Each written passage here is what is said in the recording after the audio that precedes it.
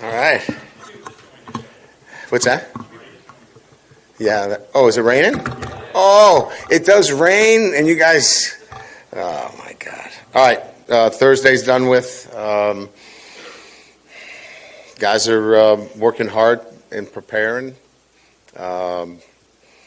It's like anything else. We know what we need to work on. We're working on it, and got another day, and then we'll get to put on display our preparation for Missouri. A good football team, and it should be a great atmosphere, a great challenge for us. But guys are looking forward to it, no doubt. So, good questions. Brian, how much of it is preparation and planning, and how much of it is attitude? You talked after the game about wanting your team to be pissed off. Have you seen that in them this week?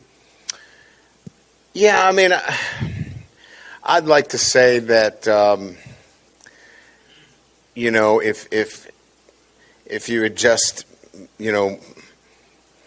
mad about things and upset about it, that it all just would come together. I think there's definitely a piece of playing this game where there has to be some grit and resolve and a willingness to do what's necessary. But I think that's in the preparation. I think it's doing your job.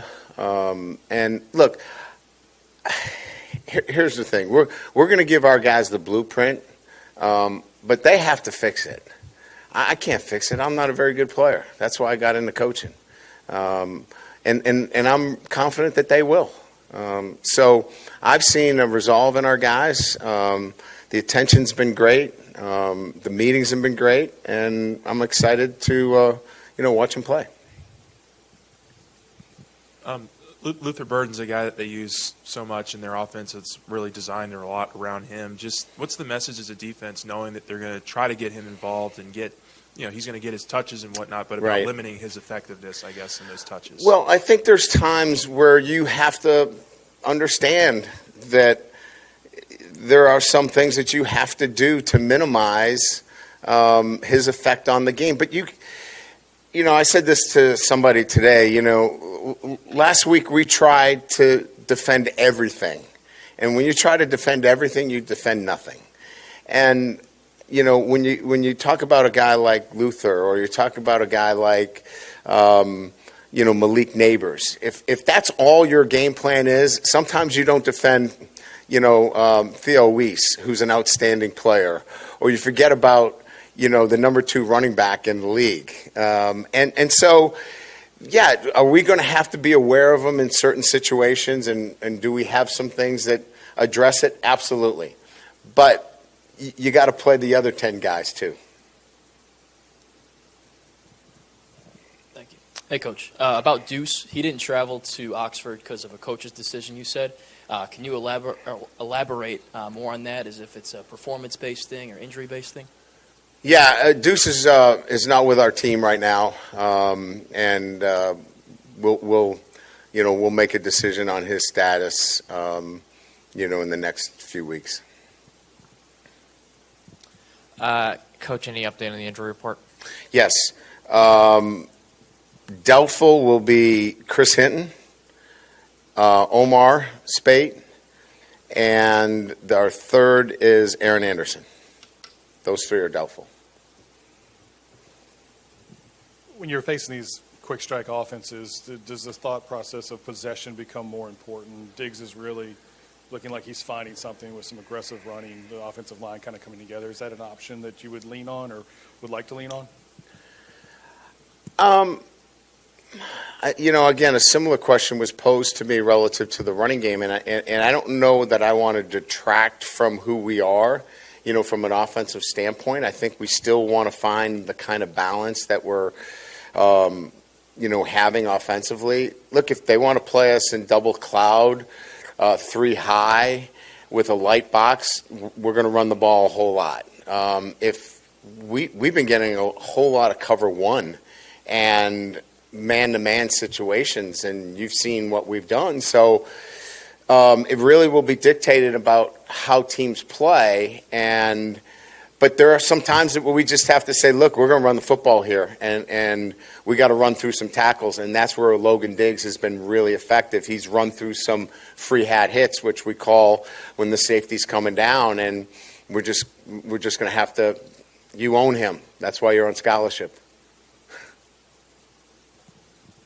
Coach, right here. Y'all have been one of the best first down offenses in the country. Just what has gone into being so effective on those plays specifically?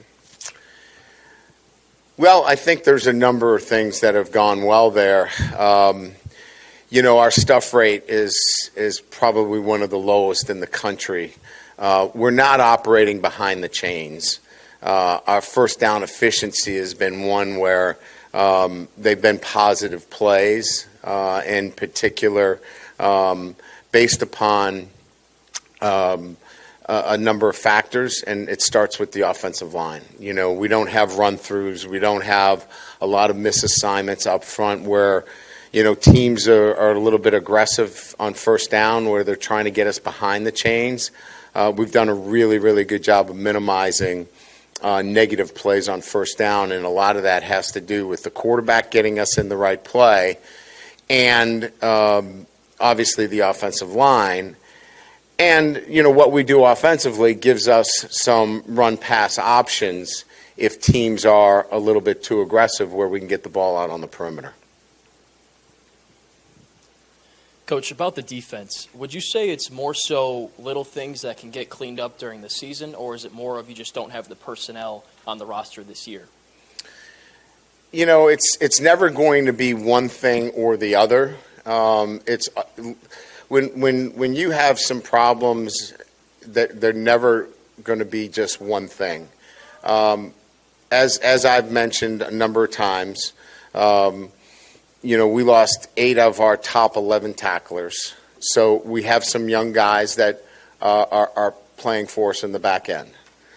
However, there's a lot of error in our defense, and we've got to take the air out of our defense. In other words, we have to do a better job up front. I think we can immediately make an impact there. And that's where it starts. You have to start at the line of scrimmage. This game is not that complicated when it comes to breaking down where are the areas that you need to improve. We need to improve at the line of scrimmage. If we improve at the line of scrimmage, we create less error in our defense, and by doing so, we put our guys in better tackling positions. If those two things come together, we're going to be improved right away, and I expect that to happen this Saturday.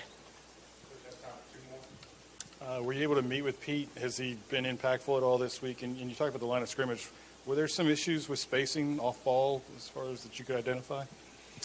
Yeah, I mean, I think Pete's made he's come in and I think his eyes and looking at things, he's been able to make some technique adjustments. It's going to take some time, obviously, to make the kind of impact that you can see for the long haul. But I think it's from my perspective, it's been really good meeting with him, spending time with him, going over the techniques necessary for us to make the kind of improvements necessary right away for this weekend. So I've enjoyed it. I've enjoyed having him here. He loves LSU.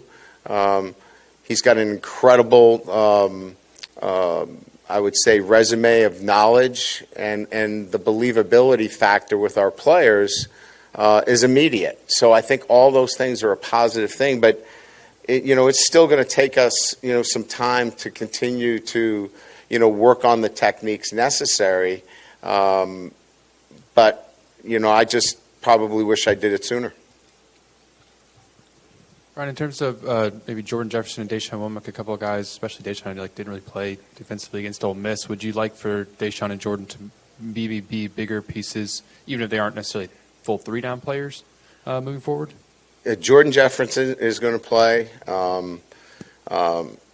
Jacobian is going to play. Wingo.